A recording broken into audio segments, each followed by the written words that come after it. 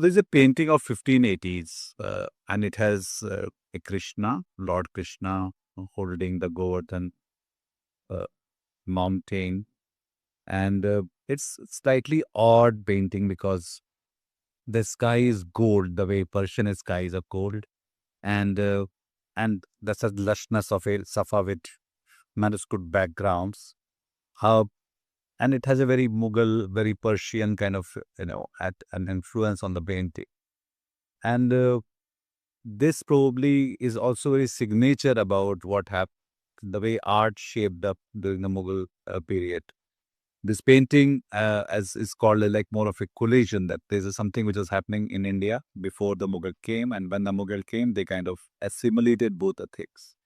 So, welcome to this second edition of our podcast, 500 Years of Mughals. I'm Nidhish, and with me we have Dr. Alka Pandey. Welcome, Dr. Pandey. We are talking to about this whole assimilative uh, culture, which in India we call it Ganga Jamuni Tehzeeb. And in so many ways, there are so much of in betweenness of uh, the the Muslims who came from outside and the Hindus who were here. And in between, there is Sufism, there is also Bhakti poetry happening at the same time, and lots of art and architecture and design meeting and creating a meeting ground between them. So, how do you see this? Like, let's start with this painting that Krishna is bold there. This is like actually, you can see this is a noble painting. So this is, I think, being done in the high point of Mughal area. It's done in Akbar's time. And what is interesting about this painting is that this was the time where you saw a lot of assimilation even in architecture. You saw the temple structures which came into Mughal architecture. You saw the jalis coming in, the charokas coming in, and we see a lot of syncretism happening in buildings. Now, when there's syncretism happening in buildings, and I think there was also a lot of coming together of ideas between the ruler and the ruled. Because the Mughals were, as we had discussed earlier in our first episode, that they had come here to stay. And they were also understanding their subjects. They had become the rulers and they were understanding the subjects. And they wanted to have a rule of benign tolerance. They did not want to rule with cruelty or with in of course it was feudal, but the feudalism was marked with hierarchies.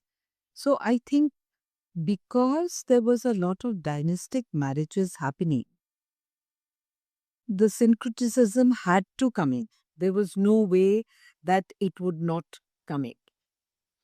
And the other thing was probably so Mughals were always like, moving between Delhi and Agra. Mathura was where Krishna comes from. He's in between them. So we're talking about Krishna and Krishna was not just again a Hindu god. Krishna was also culture in terms of, all the bhakti poetries around him, lots of ras, leela, dances, songs written around, folklore around it. So Krishna is not just a, a god in the temple. Krishna is actually kind of everywhere when you see. So it's so actually kind of when you see this painting, you can see that they are and accepting it and at the same time celebrating it in their own ways.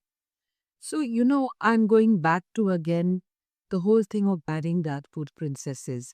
The Rajput princesses came with their own gods. They brought their little altars with them. The thing, if you see with all the wives, most of the wives of the rulers, they were allowed to practice their religion. I don't see historical evidence that they were forced to convert. They were dynastic marriages and they were basically women who came from royalty. So they were almost treated with respect because the kings married them because they benefited with those alliances. So when the Hindu Rajput princesses came into the Mughal royal families, they brought their gods with them. And as you rightly said, it was also the high point of bhakti. And what was Meera? Meera was also around that time. So the high point of bhakti was Vaishnava bhakti. And Krishna was one of the most favorite gods. So what you see in uh, Krishna holding aloft the Govardhan. Now, if that is being done, who is the patron? That is the important thing. Patron is a Muslim. So they are using elements of Safavid tradition. They are using elements of Persian elements, the dream-like clouds. The foliage that they are using also is more stylized. You see a different kind of thing, a different kind of imagery which would emerge from Rajput paintings on the same theme. But that was later because the patron there was a Rajput ruler. You see a very different imagery happening in the Kamra Kalon because they were using the local uh, uh, landscapes. Their trees were different. The face of their gods were different because they used their local influences. So since the patron, the paintings are done to please the patron. And the patron definitely was Mughal. So how will he like or approve literally to the painting is that if he pleases what in his mind he feels that his patron would like. So it's more like a commissioned piece. And the commissioned piece is done to please the client. So therefore, Krishna holding aloft the mountain, Govardhan, had a lot of, which I like to say, hybrid language to it. So what the painter in the court of the Mughal rulers did was that he adapted, assimilated, literally like a collage of images he put in there and created a new visual language which we call the Mughal painting. And even in the Mughal paintings, if you see this is a Jahangiri. This is from the time of Akbar. This is from Shah Jahan. So each ruler, if you see, beginning with Humayun, where it was more Central Asian, going on to the Darbar art, which was more in Akbar's period, going to flora, fauna, portraiture, which was in the Jahangiri period, to the lavishness and splendor of the courts of Shah Jahan, and getting down and paring it down to the austerity of Aurangzeb. So you also see the style, the variations in style. And that was also again because they were pleasing their patron. Who were they painting for? The ruler. And and what were their paintings doing? So they were clearly part of the court. These were not part of the public, for display. There were no museums as such. No. So the artist who made this painting it was put in somewhere in the palace, and so clearly this was meant for patrons' consumption largely. So clearly they were opening up or warming up to this whole idea of how uh, Hindu sensibilities or the local sensibilities, if we see now, if we they kind of become their own part of their own lives and surroundings. The whole thing, the spirit was very anti-Islam, getting these figurative paintings done because they do not believe in figuration. If you see, in all their mosques and things, it's always flora, fauna, calligraphy. They do not like to paint the human form. Yeah. So this was their way of kind of, um, you know, their own assimilation into the culture of Hindustan. So they started commissioning all this. Probably it was put in their chitrashalas. They had their own pleasure uh, palaces.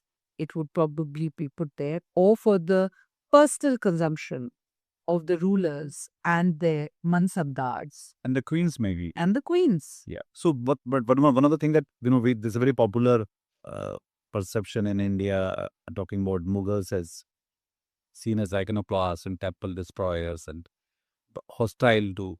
But then clearly there are like many such evidences which can which question this notion. So, which is what I think we'll talk in detail about it. This is how much of the Ganga Jamuni Tehzeeb means in terms of the demonstrated art, architecture, and design happening around those years. Uh, and we can talk about the Razumnama, how Akbar commissioned Mahabharata as a Persian book. And before that, probably I would like you to talk about books in 1580. I mean, what was a book? Because there were there were no printing press, so books were made by hands and with very limited editions. Very interesting question, Nidish. First and foremost, I think we tend to kind of overemphasize the fact that they were temple destroyers. Yes, they were temple destroyers. I'm not saying that, because everywhere you go, what you hear, yahan mandir tha, they have destroyed the temple and built a mosque. So this is the popular uh, belief which people had. Babur and Humayun as such were not known to go out to destroy temples. They were busy, making their own empire. We come to Akbar. Now, Akbar had married Rajput princesses. One of his main Navratans was Mansingh. Mansingh, Singh, Birbal, Todarmal, who set up the revenue system. Tansen, Tansen. no, but Tansen was a Mishra from Rewa. yes, Somewhere, yeah. for music, So my thing is that why would he go out of his way? And when Mansingh constructed that beautiful Gobind Dev temple in Vrindaban, why should they go out of their way? He allowed him to make the temple. There was a lot of They were they were the real patrons. If you see it that way, that if Raja Mansingh was making it, so actually kind of how is the king who is not like kind of asking them to allowing them or giving them money or donating or some kind of. So even if he's making it from his own money, he's being given a mansabdari. He's part of his entourage. He's part of his system. So I don't know if I would like to agree completely and say they were destroyers. One set of narrative which some of us in India have. When we question it, when we see it through evidences, it might not really kind of hold some water. But that's okay. I'm just moving on. I mean, while this is happening in this episode, we are going to talk about those evidences which kind of completely show that how together this whole Hindu and Mughal culture was. I'll go a step further, Nidish. I'll just say that these were very enlightened people who were definitely asserting their power, definitely destroying temples. I'm not saying they didn't. Definitely they did. But that was to assert their power and tell them, look, That was more of a political. look here, I'm the boss, and it is our division which goes. You will do what we say. So that was done, definitely. But that doesn't mean that people like Mansingh did not make this beautiful Govindev temple. It does not decry the fact that the idol was taken away to Jaipur because Aurangzeb came and attacked it. There are various stories to it. And I think we have to be mature enough to understand it was the spirit of the times. At that period, the Mughals were in power, they were wanting, they were insecure in the beginning about their power, they wanted to assert themselves, and this was a way of assertion. But then we come to the Razmanama. Now, the Razmanama in Razm means war and Nama means a book. So, Akbar commissioned the Razmanama. This was a book of war. When Akbar asked for the commission, he insisted that all the 18 parvas would be done. All the 1 lakh verses which were part of the Mahabharat, they would be illustrated. And it was a huge project. Now, to get a Mughal ruler to commission a large scale illustration of the epics of the land was important for him. Because what was he doing? He was consulting Persians, Jesuits, Hindus, Jains, and he wanted this book to be a book of theology. He wanted to show how non-bigoted he was. He wanted to take a book because for him it was a book of war. It was not that it was a Hindu book or the epic, the Mahabharat, which was the fight between the Kauravas and the Pandavas. That's why he called it the Razmanama, the book of war. And he wanted to use this as a Bible for administration, for him to run his administration. And this is why I think in my head that he commissioned it. And he was a really smart man. And what you also see it, that it was not out of curiosity. It was up to statecraft that he did it. Because as we all know, Akbar was quite a master statesman. And for him to translate it from Sanskrit and then get it done in Urdu and Persian. Persian, yes. Yeah. So he says that his whole thing of universal peace, which he called Sulh-e-Khul in practice, this was also the translation of the Mahabharata. It followed his universal peace strategy. And also, it was done in a very systematic manner. He got a whole team to do it. The main translator was a man called Naib Khan, and who worked with Pandits from Kashmir, from Banaras, and explained the verses orally to everybody. Then there was also another translator called Badauni, who was very orthodox and did not want to do the job. But Akbar coerced him. He said, "No, you'll do it because I want you to do it." And there was also Faizi, who was Akbar's poet laureate, who wrote the preface making Krishna the prophet-like figure.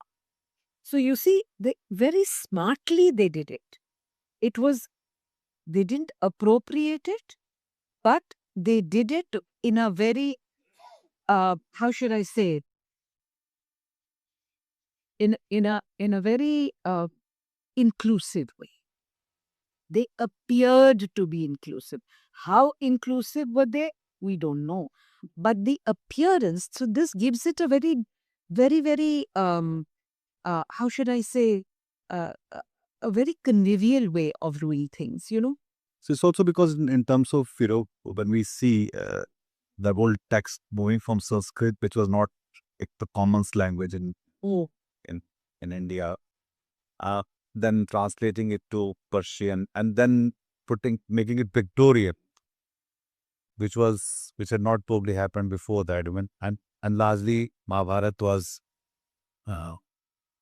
rendered in the local dialects, basically in various regions where, yes, if it was all over, but in the dialects. So to bring it to text from Sanskrit to Persian and then also pictorial, Isaac. So, we all know that Akbar was fascinated by the Hamzanama, and he had got that a 15-year project where he'd got all these folios done, large folios, bigger than our posters of today. The same set of artists worked on the Razmanama. Hamzanama was a fantasy, but this was a story of the Hindus. Now, how do you translate this epic of the Hindus to a Muslim public? This was the challenge, and this is how they did it. Now, how did they do it?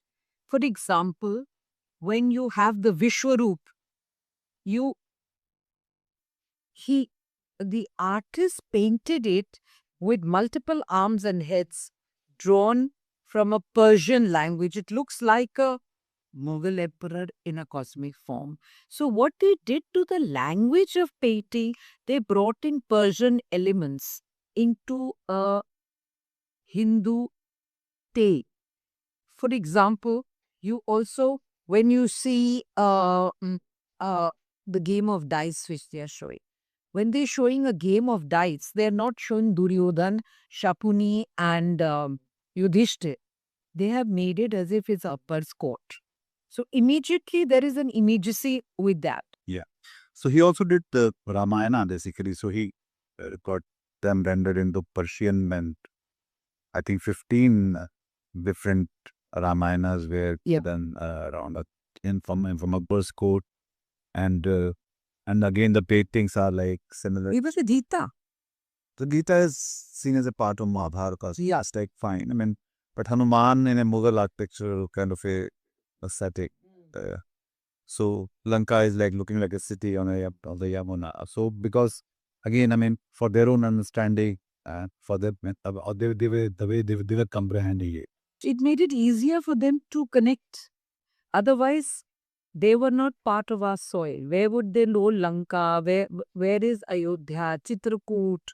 Would they know the flora, fauna, the forests, Dandakarana forests? Would they know all? They won't know all that. But and how it is changing? But is it becoming more malleable and like more fluid, more acceptable, more part of their life and ecosystem? So I think with Akbar, it was still to do with statecraft.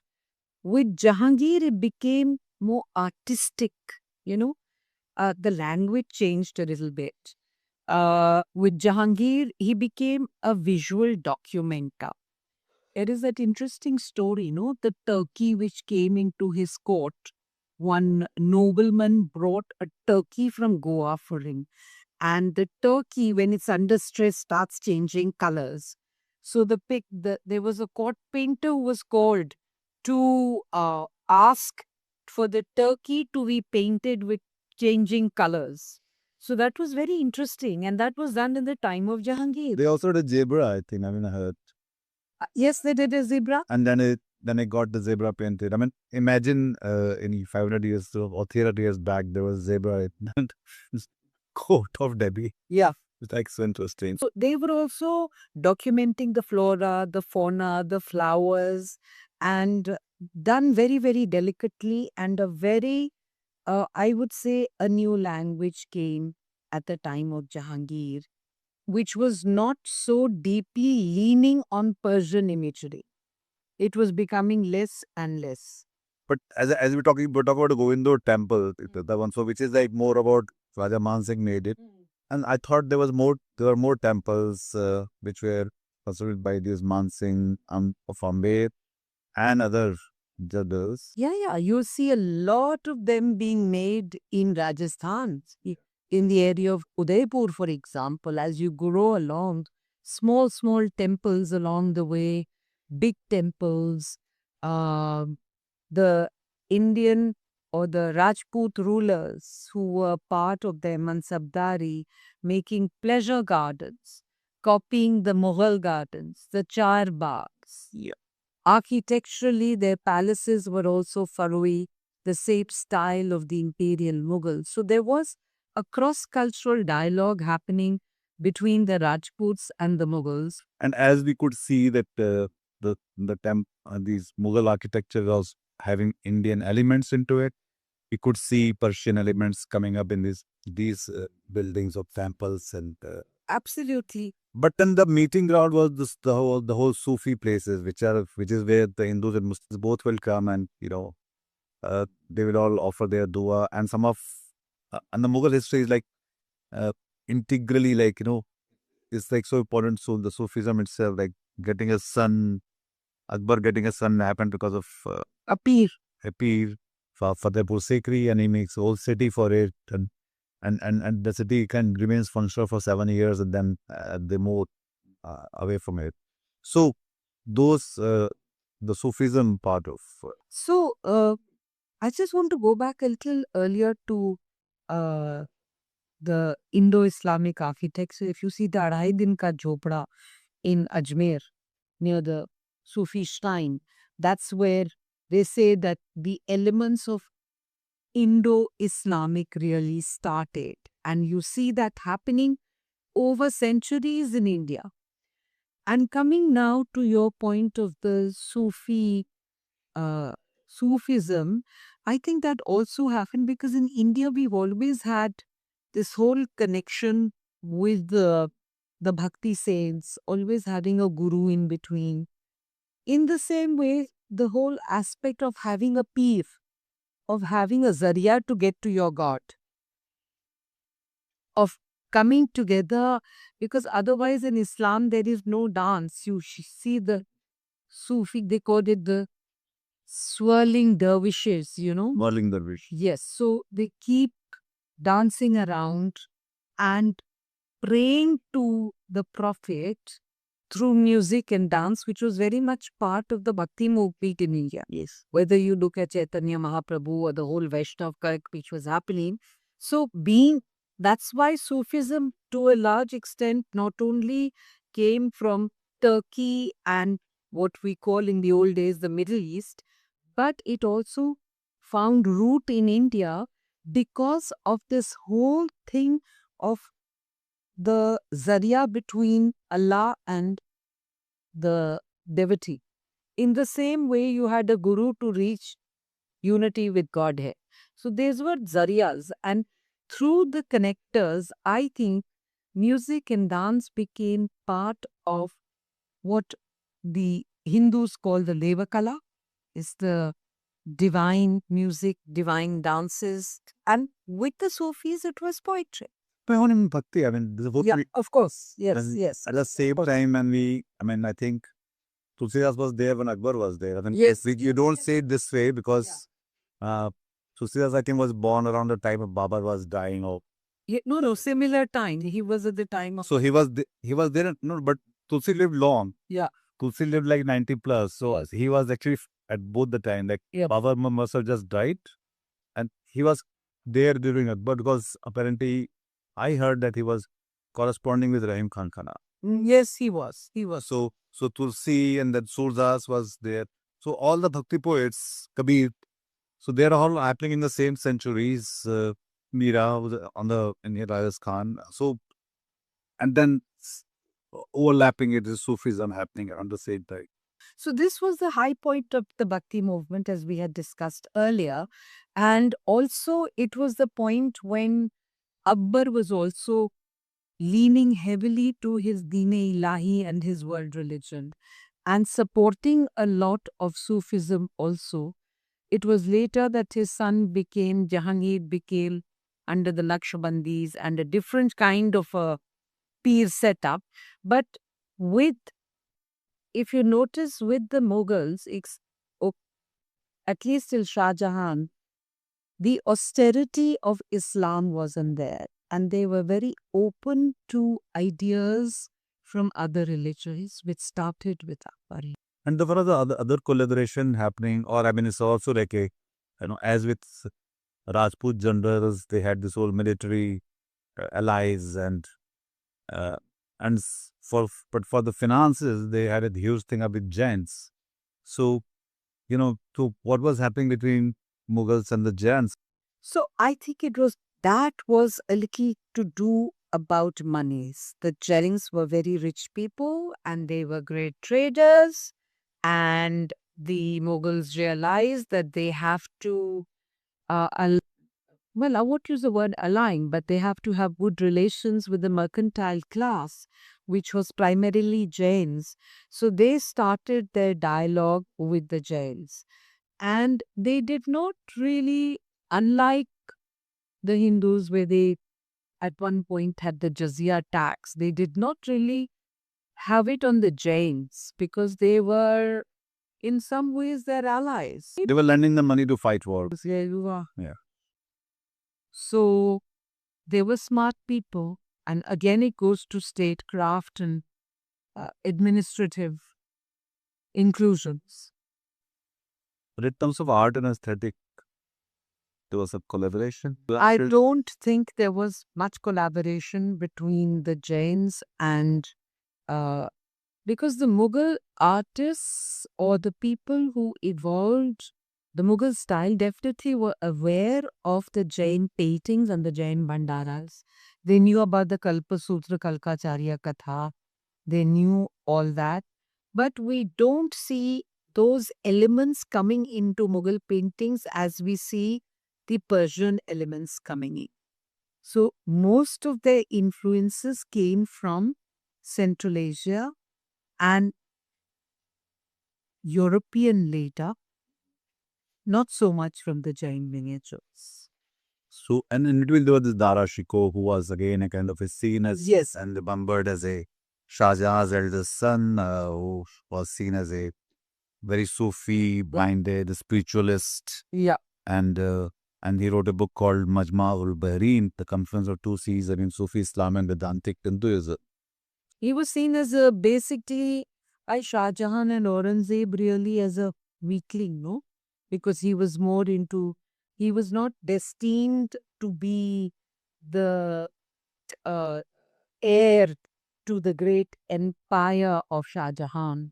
So, but his contribution that he also translated Sir-e Akbar, which is like the translation of the Upanishads, and we had this thing that it refers the philosopher Schopenhauer, who said that it was the most rewarding reading of his life. So this is what we were talking of, the luxury of thought. Yeah. And this luxury of thought was possible only because the Mughals themselves were, in many ways, the rulers were very enlightened people. They were cultured, they were educated, and from a very early age, each ruler made it a point to educate their children. They weren't profligates, they weren't like many other royalties in the rest of the world that they drank themselves to death or they just womanized or this thing, even though Jahangir was supposed to be an opium addict and a huge imbiber of wine. But look what he did. He married a very smart woman who ruled and let him do what he wanted, but he was all there most of the time. And as I said, enlightened kingship was there.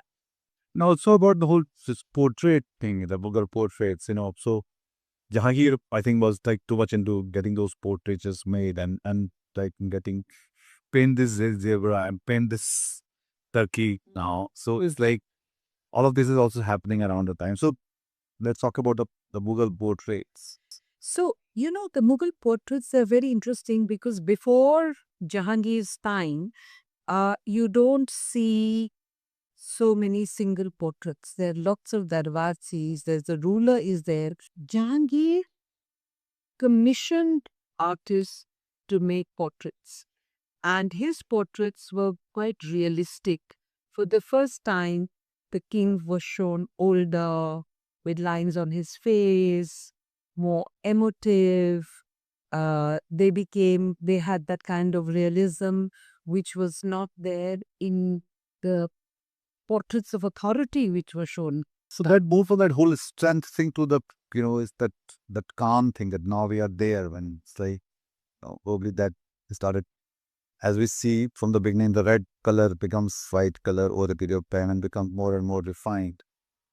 He also put sadhus and yogis and ascetics getting painted by. Because he loved to record what was happening. That's why he got all the flora and the fauna recorded. So now, where are these words and what is happening to these paintings? We are like thinking to like close this episode now. And so where is the whole body of work if somebody wants to kind of, check this out? And what happened to that? So many of them are in the V&A, in the Windsor Palace Library, the British Library. Some of them are in the National Museum, but we don't have too many of them with us. And most of them were taken away by our colonizers, the British. And I think there are some which are in private collections, and maximum would be in the National Museum. But unfortunately, they're not as well displayed as they should be. In fact, none of the miniature paintings I see here also in the National Museum, the miniature gallery was quite weak, and we have a huge collection of them. And I've seen some excellent Rajput paintings and Pahari paintings at the Rijberg Museum in Switzerland, but I didn't see too many Mughal miniatures. The best I've seen are in the EK. So as we, as we heard, like the new New York mayor Joran Mamdani, who's a Gujarati of Indian origin, he said it. Somebody asked him what Gujarati and Punjabi. Gujarati and Punjabi, yeah. Though somebody actually asked him that what will you tell the King Charles who was visiting US? He said they should return the Kohinoor to India. So this is again a kind of a Mughal connection to this very latest trending news story which we had. It was such a fabulous conversation, Dr. Pandey, about this Mughal thing about how India and cross-cultural, cross-religion kind of collaborations, alliances made, and reflecting all of this in their art, architecture, and design. Thank you for this conversation. And next we will talk about so this is more about the intimate spaces of art, portraitures and all. But now next episode we'll talk about their public spaces and how they envisaged the city life basically, and how cities changed after they came and they ruled in those many centuries. Thank you so much for joining us on this episode. Thank you, Dr. Ulkapal. Thank you, Nadish.